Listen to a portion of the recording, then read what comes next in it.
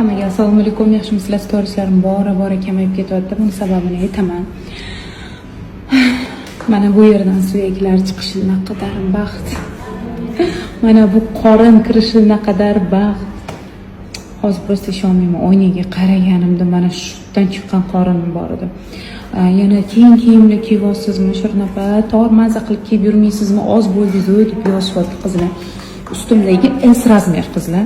Endi lo'nni hozir yozda maza qilib kiyaman deb oldim-da, baribir tashab turadi-ku. Lo'n ham bilasizlar, kiygandan keyin ham tashiydi. XS yo'q ekan, S qoldi. Mana shunaqa qilib shalviratib yuribman, maza qilib. Zato muzdekkina. Mayli, o'zim uchun osonligini bilsam bo'ldi-ku.